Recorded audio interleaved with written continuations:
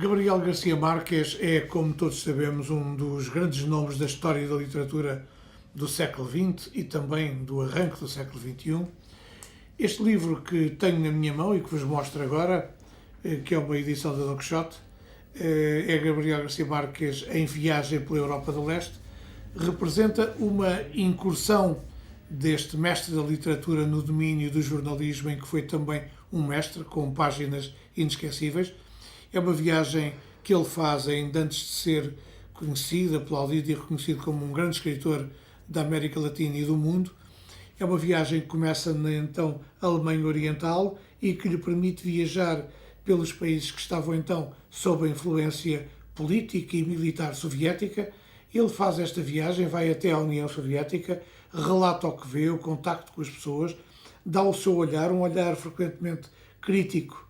e irónico sobre aquilo que vê, não deixando nunca que as suas opções ideológicas e pessoais e até de jornalismo interventivo se ficassem patentes nos textos que escreveu, mas é um livro fundamental sobre a realidade do mundo naquela zona do globo tão marcada pela Guerra Fria e pela bipolaridade que havia então no mundo, com o capitalismo de um lado e a promessa do comunismo do outro lado. Um livro que vale a pena ter e ler, uma edição de Don Quixote que registamos e que acrescenta mais um título fundamental para quem quer conhecer a fundo a obra de Gabriel Garcia Marques, que se relê sempre com prazer e com vontade. Outro livro fundamental é uma edição da Cavalo de Ferro, uma edição de muita qualidade que eu desde já destaco. Chama-se A Cegueira, é um título em si mesmo forte e apelativo, é escrito por Marc Ferro, um homem que nasceu em 1921 e que tem uma extensa obra como historiador, como investigador, falando sobre a Revolução Russa, falando sobre a Europa e as transformações na Europa. O que este livro tem de mágico e de profundamente apelativo para o leitor é que ele lança o olhar sobre o que foi a história do século XX e detém-se nos dois grandes conflitos mundiais que custaram a vida a dezenas de milhões de pessoas, homens e mulheres, na maior parte dos casos pessoas que nada tinham a ver com a origem profunda do conflito. Só na Segunda Guerra Mundial terão morrido à volta de 62 milhões. Este livro é um livro fundamental porque é o olhar de um historiador que também é um olhar frequentemente filosófico sobre a realidade europeia e a realidade mundial, a forma como as situações se transformaram, e é bom ver o século XX através deste olhar do Marc Ferro, que é um olhar culto, inteligente, transgressor,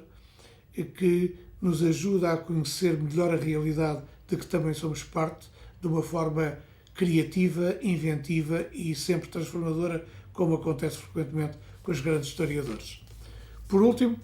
nesta série de destaques, desta série de abordagem dos novos títulos no programa Autores, que está integrado neste programa que a SPA faz em parceria com a TVI em geral e com a TVI 24, onde é exibido, portanto, com a apresentação de Carlos Mendes.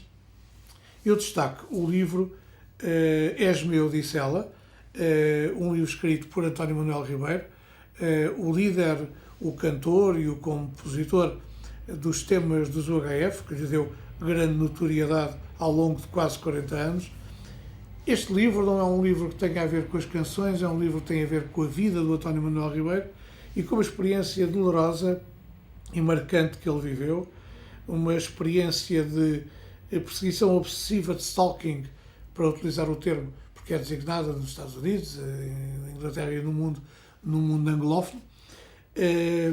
Este caso e a pessoa que o assediou foi julgada e condenada em Portugal. Nos Estados Unidos, estas situações de stalking foram identificadas e tipificadas do ponto de vista investigatório e judicial a partir de 1990 e depois passaram a ser também identificadas na investigação policial dessa maneira. Em Portugal o processo foi bastante mais lento. A verdade é que António Manuel Ribeiro decidiu juntar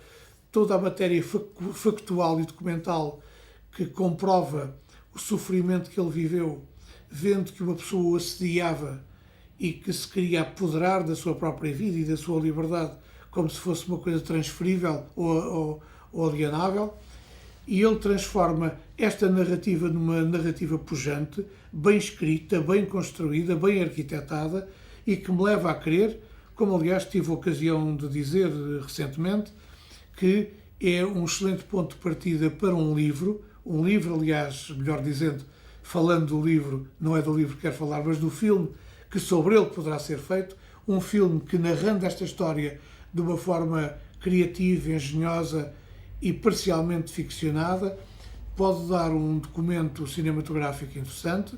que pode, aliás, animar a oferta habitual da cinematografia portuguesa ao público em geral, com a particularidade de Esme Odissela, uma edição da Guerra e Paz, ser o testemunho vivido e sofrido de um homem que queria ser livre, queria fazer a sua vida nos palcos, nos estúdios e na itinerância permanente para Portugal e para vários pontos da Europa, e que teve de sofrer esta situação que o penalizou psicológica, materialmente, artisticamente, e que ele narra com emoção, com intensidade, com veemência, fazendo com que o público, também ao ler, perceba que está a ler uma narrativa que é fílmica e que pode dar origem a um filme, caso surja o realizador e a estrutura de produção adequada a estes casos. Esme Odissela, um caso vivido e sofrido e bem testemunhado por um cantor, compositor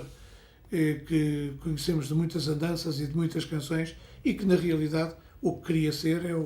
é o cavalo de corrida para andar abaixo e acima na Rua do Carmo e nas ruas do mundo sem ter a perseguição constante de alguém que julgou poder ser dono da sua liberdade.